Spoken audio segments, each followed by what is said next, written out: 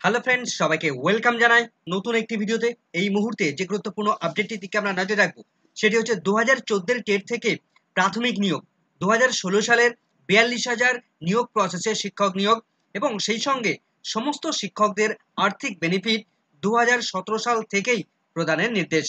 যেহেতু মামলার পিটিশনাররা 2016 সালের রিক্রুটমেন্ট প্রসেসে অংশগ্রহণ করেছিলেন কিন্তু তারা চাকরি পাননি, অর্থাৎ 2017 সালে 42,000 রিক্রুটমেন্ট প্রসেসে তারা চাকরি পাননি, একমাত্র প্রাথমিক শিক্ষা পর্ষদের ভুলে তারা চাকরি পাননি। পিটিশনারদের সেখানে কোনো রকম ভুল ছিল না, তাই এই মামলা করে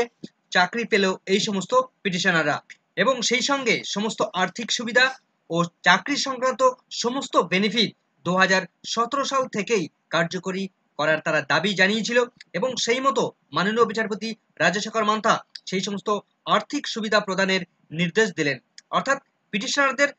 নোশনাল বেনিফিট প্রদানের নির্দেশ দিলেন। তো কি কি দাবি জানিয়েছিল পিটিশনাররা, মামলার সিনপসিসে কি কি রয়েছে, মাননীয় বিচারপতি রাজশেখর মান্থা কি কি নির্দেশ দিয়েছেন, বিস্তারিত থাকবে এই ভিডিওর মধ্যে। কোনো রকম স্কিপ না করে ভিডিওটি শেষ পর্যন্ত দেখতে থাকুন। তো কি কি নির্দেশ দিয়েছেন বিস্তারিত আপডেট আমরা জেনে নেব, চলুন। তো 2014 সালের প্রাথমিক টেট থেকে 2016 সালের রিক্রুটমেন্ট প্রসেসে যে 42,949 জনের যে প্রাথমিকের প্যানেল প্রস্তুত হয়েছিল সেখানে এই সমস্ত মামলার পিটিশনাররা তারা পার্টিসিপেটেড করেছিল কিন্তু তারা সেই সময় চাকরি পাননি। পরবর্তীকালে এই মামলার পিটিশনাররা তারা কোর্টের নির্দেশে তারা চাকরি পেয়েছে। তো সেই মামলার সিনপসিস আমরা দেখে নেব পিটিশনাররা কি কি দাবি জানিয়েছে। তো আমরা দেখতে পাচ্ছি মামলার সিনপসিস বলছে যেটা, petitioner had participated in teacher eligibility test 2014 অর্থাৎ TET 2014, but after the result are published in 2016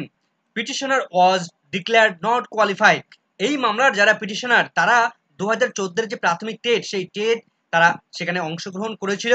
এবং সেই প্রাথমিক টেটের রেজাল্ট প্রকাশ পেয়েছিল 2016 সালে এসে, কিন্তু যখন রেজাল্ট প্রকাশ পায় তখন এই মামলার পিটিশনাররা তারা টেট কোয়ালিফাই করতে পারেননি। Thereafter, it was found out that there were several discrepancies with respect to few questions in the TET 2014. 2014 প্রাথমিক টেটে যে সমস্ত প্রশ্নগুলো ছিল সেই প্রশ্নের মধ্যে বেশ কিছু প্রশ্নের মধ্যে গন্ডগোল লক্ষ্য করা গিয়েছিল বা অ্যান্সার কির মধ্যে গন্ডগোল লক্ষ্য করা গিয়েছিল ফিউ কোশ্চেন, বেশ কিছু প্রশ্নের ক্ষেত্রে।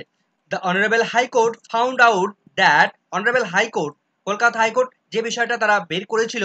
That there were discrepancies with respect of 6 questions in TET 2014. 2014 যে প্রাথমিক টেট সেই টেটের প্রশ্নের মধ্যে টোটাল 6টি প্রশ্নের মধ্যে তারা ভুল খুঁজে পেয়েছিল এবং সেই মতো করে এই সমস্ত মামলার পিটিশনারদের 6টি মার্কস দেওয়ার নির্দেশ তাদের দিয়েছিল এবং তার পরিপ্রেক্ষিতে তারা টেট পাস করে এবং তাদের নিয়োগ প্রসেসের সমস্তটা কন্ডাক্ট করিয়ে তাদের চাকরির নির্দেশ দিয়েছিল Kolkata high court. Process and has directed to give 6 marks to the candidate, অর্থাৎ প্রত্যেক ক্যান্ডিডেট এই মামলা যারা পিটিশনার ছিল তাদের প্রত্যেক ক্যান্ডিডেটকে 6 নম্বর দেওয়ার নির্দেশ সেখানে দেওয়া হয়েছিল। The West Bengal Board of Primary Education by way of a notification dated 15th February 2022 তারিখে had published a list of successful candidates, অর্থাৎ কলকাতা হাইকোর্টের নির্দেশে মাননীয় বিচারপতি অভিজিৎ গঙ্গোপাধ্যায় তিনি নির্দেশ দিয়েছিলেন, সেই নির্দেশের পরিপ্রেক্ষিতে 15ই ফেব্রুয়ারি 2022 তারিখে 2014 টেটে যারা পার্টিসিপেট করেছিলেন এবং সেই টেটে যারা পাস করেছিলেন তাদের লিস্ট প্রকাশ পেয়েছিল and declare him qualified in teacher eligibility test 2014, অর্থাৎ সেই লিস্ট যখন প্রকাশিত হয়েছিল তখন এই মামলার যারা পিটিশনার তারা তাদের নাম সেই লিস্টে ছিল, অর্থাৎ তারা সেই সময় টেট কোয়ালিফাই করে গেছিল। And thereafter had issued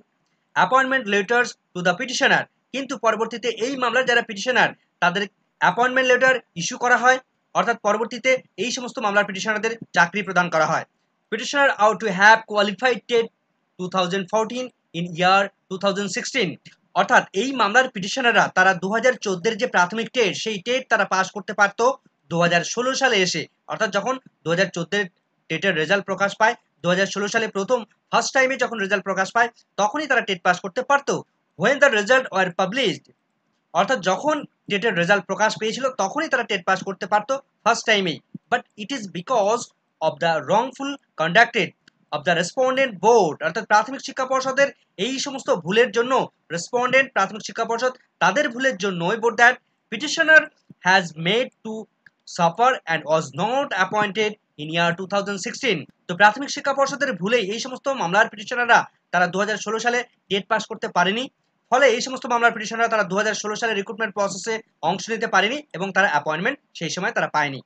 and that the service of the petitioner as assistant teacher be approved on and from February 2017 and accordingly the pay of the petitioner has to be refixed. এই সমস্ত মামলার পিটিশনাররা তারা assistant teacher পদে প্রাথমিক বিদ্যালয়গুলোতে তারা চাকরি করতে পারত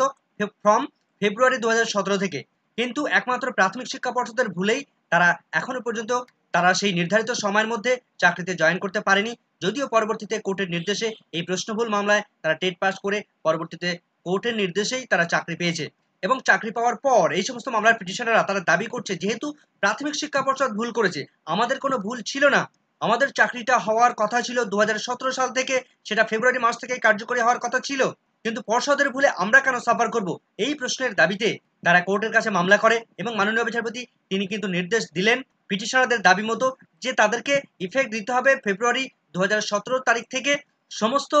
পিটিশনারদের নোশনাল ইফেক্ট তাদেরকে দিতে হবে। তো সেই মতো মাননীয় বিচারপতি রাজশেখর মান্তা তিনি কিন্তু গুরুত্বপূর্ণ নির্দেশ দিয়ে দিলেন যে এই মামলার যারা পিটিশনার যারা ইতিমধ্যে চাকরিরত অবস্থায় রয়েছেন তাদের প্রত্যেকের নোশনাল ইফেক্ট প্রদানের নির্দেশ তিনি দিয়েছেন, অর্থাৎ তাদের সমস্ত আর্থিক বেনিফিট 2017 সালের ফেব্রুয়ারি মাস থেকে কার্যকরী হবে। অর্থাৎ এই 42,949 জনের যে শিক্ষক এই ফেব্রুয়ারি মাসে 2017 সালে যারা জয়েন করেছিলেন তারা তাদের যে সমস্ত সুযোগ সুবিধা ইতিমধ্যে তারা পাচ্ছে, সেই সুযোগ সুবিধা পরবর্তীকালে এসে এই সমস্ত মামলার পিটিশনাররা তারা বেশ কয়েক বছর পরে জয়েন করার সত্ত্বেও তারা কিন্তু সমস্ত এফেক্ট তাদের দেওয়ার নির্দেশ দিলেন মাননীয় বিচারপতি রাজশেখর মান্থা।